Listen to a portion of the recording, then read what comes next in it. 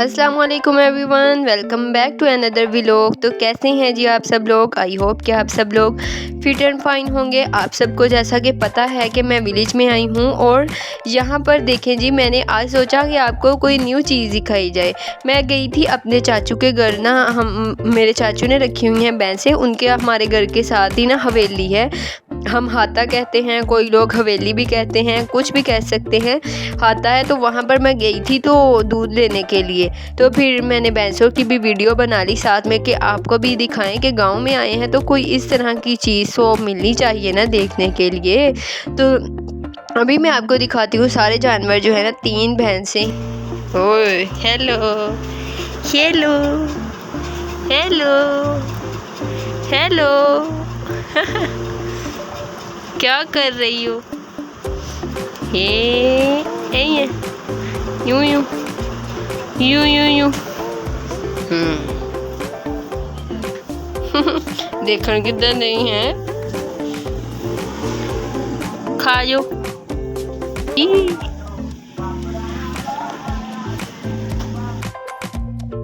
ये है जी बकरी, और ये बड़ी बकरी है और इसके ये 2 जो है ना, ये इसके बच्चे हैं।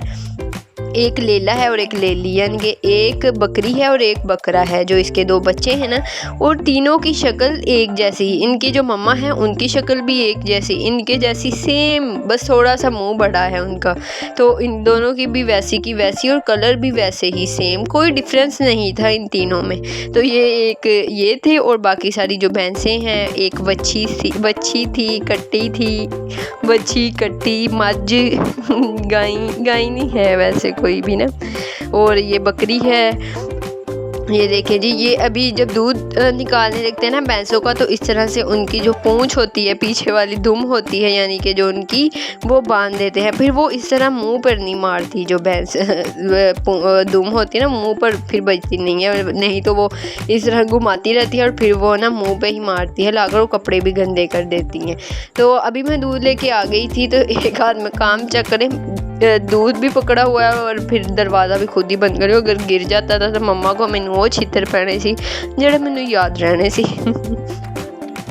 अभी ये सुबह का टाइम है। मैंने सोचा कि आज आपको जो भैंसों वाला सेशन है ना, जो नई चीज़ है वो आपको पहले दिखा दी जाए। तो यहाँ पर सुबह का टाइम है और मैं नाश्ता करने लगी हूँ। ओब्वियसली मैंने इस नाश्ते को इतना कुछ ज़्यादा मिस किया था, इतना मिस किया था। मैं खुद बना के खाती हूँ पराठा डेली, लेकिन मुझे वो मज़ा नहीं आता जो मम्मा के हाथ के पराठे का आता है। वाह भाई वाह। और होता भी थोड़ा बहुत डिफरेंस भी तो होता है ना, हर एक के पकाने में डिफरेंस होता है। अगर आप सेम ही चीज़ें 4-5 बंदों को दे दो ना, तो उनका 5 तरह का अलहदा टेस्ट ही होगा, यानी कि 5 हाथों का टेस्ट अलहदा ही होगा। चीज़ें चाहे आप सेम ही यूज़ करो। तो जो हाथ का टेस्ट होता है ना, वो पुराने ज़माने में कहती हैं ना, जो बीबियाँ पुराने ज़माने की होती हैं ना, वो कहती हैं कि हाथदार जायका ही हुंदा। जो हाथ होता है ना आपका, उसका जायका अलग होता है। कि देखो अभी मैं पकाती हूँ, उसका और जायका होता है, मम्मा बनाती हैं और होता है। इस तरह जो भी पकाता है ना, उसका और जायका ही होता है। तो ये ना दोपहर का टाइम था और मैंने अपने डैडी को बताया था कि डैडी मैं ना अब रोटियां बनाना शुरू कर दी हैं, मैंने सीखना शुरू कर दी हैं। मैंने एक दिन 8 रोटियां पकाई थी, एक दिन 10 रोटियां पकाई थी, मैंने अपने डैडी को बताया।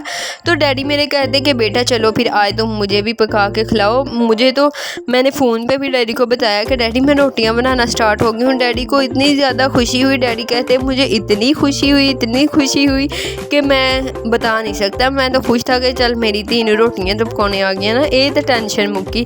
तो इसीलिए डैडी ने कहा कि आज भी मेरे लिए भी तुम ही बना के लाया करना, और सुबह को मैं आऊँगा काम से वापस, तो तुम सुबह सुबह उठना और मेरे लिए पराठा तुमने ही बनाना है। तो मैं क्या चलो ठीक है डैडी, मैं उठने की कोशिश करूँगी, पर इतनी सुबह मेरे को 7 बजे उठ नहीं होता। फिर इसीलिए दोपहर को ना मैं रोटियां बनाने आ गई थी कि चलो मैं आज डैडी को रोटी बना के खिलाती हूँ। डैडी कहते बेटा ये तो बिल्कुल परफेक्ट रोटी है, चंगी भली रोटी है, इनू की मैं तो तेनों शादी तो पहले भी कहता सी कि बेटे रोटियां पकाया कर, रोटियां आऊगी तो फिर ही है। लेकिन फिर भी शादी के 1.5 साल बाद अब मैंने सीखना स्टार्ट किया, क्योंकि फिर अम्मी जब जाती हैं ना कहीं तो मुझे मसला होता है। वैसे तो अम्मी पका लेती हैं, अम्मी नहीं कहती कि पकाओ, तो अम्मी कहती है कोई बात नहीं, खुद ही आ जाती हैं। जब करना पड़ता है ना काम तो खुद ही आ जाती हैं। अभी तो अभी मैं सारा काम कर लेती हूँ, कोई बात नहीं, अभी तुम आहिस्ता आहिस्ता सीख लो। अभी मैंने खुद ही सोचा कि चलो ना सीखनी चाहिए, आनी तो चाहिए, तो इसीलिए मेरे जो अब्बू हैं, मेरे डैडी बहुत खुश हैं कि मेरी बेटी को रोटियां बनानी आ गई हैं। चलो ये तो मसला हल, बाकी तो मुझे सारी चीज़ें आती हैं ना, रोटियों का मसला था और वो भी हल हो गया है। अब गुजारे लायक ना मैं रोटी बना लेती हूँ और पराठा तो बिल्कुल परफेक्ट ही बना लेती हूँ। और अभी मैं सुबह ना डैडी के लिए नाश्ता बनाने के लिए जल्दी उठूँगी। अगर मैं उठी ना तो आपके साथ भी वो ज़रूर शेयर करूँगी। तो अभी जल्दी जल्दी से ये बना लेंगे। और साथ में जो हमने रात को पिछले व्लॉग में आपने देखा होगा कि हमने चिकन को फ्राई किया था वो हमारा पड़ा हुआ था थोड़ा सा फ्राई करने वाला, तो वो सोचा कि अभी दोपहर का टाइम है, उसी के साथ फिर रोटी खा लेंगे और सालन शाम को बनाएंगे। सालन मम्मा ने बना लिया था आलू बैंगन का, और यही सालन हर तरफ आलू बैंगन कद्दू बताऊँ मम्मा कहते कल को मैंने कद्दू बना लेने, मैं कहा तुझे पकायो सही कद्दू, मैं भी नहीं खाने फिर कद्दू, क्योंकि वो मेरे चाचू की खुद की यानी कि फसलें मतलब के जो बैंगन हैं वो भी उन्होंने लगाए हैं, कद्दू भी हैं, तो फिर इसीलिए वो ले आते हैं तो वो पका लेते हैं। वैसे तो सब्ज़ी इतनी महंगी हो गई है ना, यानी कि बाज़ार से लेने जाओ तो आपको लो लग जाती है। जो बैंगन है वो भी 150 रुपये किलो हैं। अभी दोनों तरफ हम रजू कर रहे हैं, यानी कि दोनों तरफ ध्यान देना है ना। अगर मैं एक तरफ, मेरा ऐसा होता है कि मैं रोटी बनाने लग जाऊँ ना तो फिर मुझे भूल जाता है कि मैंने दूसरे चूल्हे पर सालन भी रखा हुआ है। दोनों तरफ जो मेरा ध्यान है ना एक दफ़ा ही नहीं जाता, पता नहीं क्यों। अभी मैं अनाड़ी बंदा हूँ ना, अभी मैं इतना समझदार शेफ़ नहीं हूँ अभी मुझे इतना ट्रेनिंग नहीं है ना, जब आहिस्ता आहिस्ता ट्रेन हो जाऊँगी ना तब। तो यहाँ पर थोड़ी सी शेप लंबी हो गई थी, जब मैं बेलन से उठाकर ना, इसे चकने से उठाकर इसे हाथ पे लाती हूँ ना, तो फिर मैं हाथ पे 2-3 इसे चंडे मारती हूँ, तो फिर ये लंबी की लंबी हो जाती है गुस्सा करके। अभी ये चीज़ें रेडी हैं और साथ में जो आटा है वो भी अब नीचे लेके जा रहे हैं और नाश्ता करेंगे, और नाश्ता नहीं सॉरी लंच करेंगे।